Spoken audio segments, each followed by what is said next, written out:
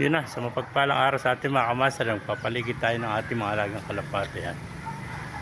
Papaliparin natin kalapate natin mga kamaster. Yan na. Yun na. Yung mga kalapate natin, ligiran na. Yan. Ay, 11 piraso yung pinaligid natin mga kamaster. Yan. Saan nakarating? Ay, nagdapo ano pala. Ayun yung dalawa, yung 4 dumapo na mga kamaster. Yung mga tipler ang nagliligiran pa. Ayan o. 6.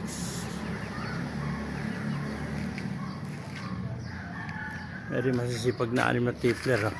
Ayan mga kamaster. Taas lipad yung mga tipler na yan. Mga jet fighter kayo, mga tipler yan. Halos 1 oras na may maglipa rin yan. Kaganyang hapon, naabot pa ng 2 oras mga kamaster. Nasaan ba sila?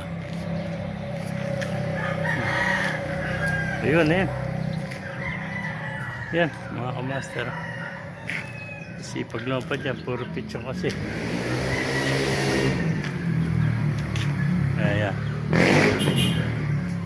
Mga tipler, masisipag lumipad. Yung 5 pala nakadapo na rin sa poste yan. Ayun 5. Tapos yung biyena, dito isang biyena. Ayan. Ayan, 5 na lang ito. Ayan. Yung 3 nasa puno na. 15 piraso yan. Pakita ko sa iyo maasar kung gaano kalataas lipad ng kalapati natin. Yan. Pa-victory na pero diretso pa rin lipad. Yan, magbababa na. Makulimlim na, mukhang uulan na. Madilim. Yan, itim ng langit. Mukhang uulan na. Kaya gusto nang bumaba. Yan.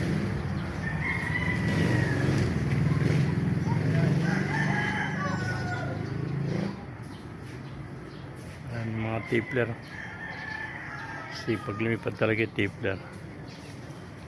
Ayan yung 6 nakadapo na sa poste. Ito pa yung 3, 4 pa pala ito. 4 na tipler yan, sipag yung mga picture pala ito, kaya pala masisipag yan. Ikot na ikot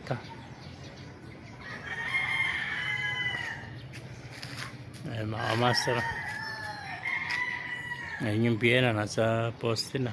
Ayun yung 4 sipag lumigid ng mga tipler talaga.